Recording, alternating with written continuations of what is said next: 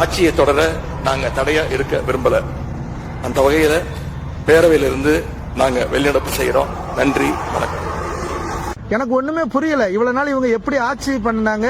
அதாவது நம்ம வரி பணத்துல தான் எம்எல்ஏக்களா இருக்கட்டும், அமைச்சர்களா இருக்கட்டும், முதலமைச்சரா இருக்கட்டும் சம்பளம் வாங்குறாங்க. அப்படி சம்பளம் வாங்கும்போது இன்னைக்கு எதிர்க்கட்சியா இருக்கிற ஒரு அமைச்சர்கள், எதிர்க்கட்சியா இருக்கிற எம்எல்ஏக்கள், எதிர்க்கட்சியா இருக்கிறவங்க எல்லாருமே அவங்க இஷ்டத்துக்கு வெளிநடப்பு பண்ணிட்டு வெளியே போயிடுறாங்க. ஆனா சம்பளம் மக்கள் பணத்துல வாங்குறாங்க.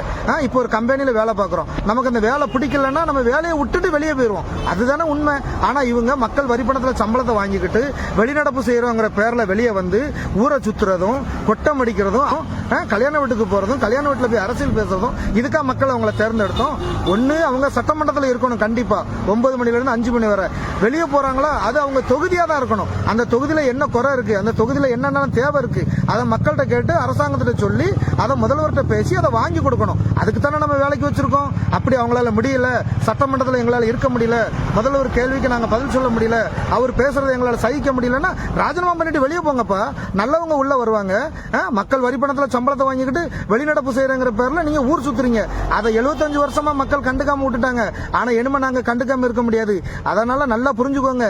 நீங்க வந்து வேலைக்கு வந்திருக்கீங்க, மக்களுக்கு நீங்க கண்டிப்பா சட்டமன்றத்துல இருந்தே ஆகணும். உங்களால முடியலன்னா ராஜினாமா பண்றது ஒண்ணுதான் ஒரே வழி. கம்பெனில இருக்க பிடிக்கல, வேலை பிடிக்கலன்னா கம்பெனில வேலையை விட்டுட்டு வெளியே போன வழிய உங்க இஷ்டத்துக்கு வெளியே சுத்துறதுக்கு கம்பெனிக்காரன் விடுவானா? நீங்க சொல்றது முதலாளிகள் எல்லாமே மக்களுங்கிறீங்க. ஆனா மக்கள் பணத்தை நீங்க ஊரை சுத்துறீங்க. இது என்ன விதத்துல நியாயம்? உங்களுக்கு சட்டமன்றத்துக்கு போக பிடிக்கலன்னா ராஜினாமா பண்ணிட்டு வெளியே போங்கடா பாவி பசங்களா. உங்க சம்பளமாவது எங்களுக்கு மிச்சமாகட்டும். நீ போய் வெளியில போய் மீட்டிங் போடுவான், மக்களை கூப்பிட்டு உன் கட்சியை வளர்க்கறதுக்காக சம்பளம் வாங்குறா? இல்ல உன் கட்சியை மேல கொண்டு வரதுக்கு எங்கள்கிட்ட சம்பளம் வாங்குறியா? அந்த பேச்சுக்கு இடம் இருக்க கூடாது. சட்டமன்றத்தில் காலைல 9 மணில இருந்து 5 மணி வரை இருந்தே ஆகணும். இல்லாதவங்க வெளியே போயிருங்க. நல்லா இருப்பீங்க. எங்க வரி பணத்தை நீங்க வீணடிக்காதீங்க எதிர்கட்சிங்கிற பேர்ல. ஓகேவா?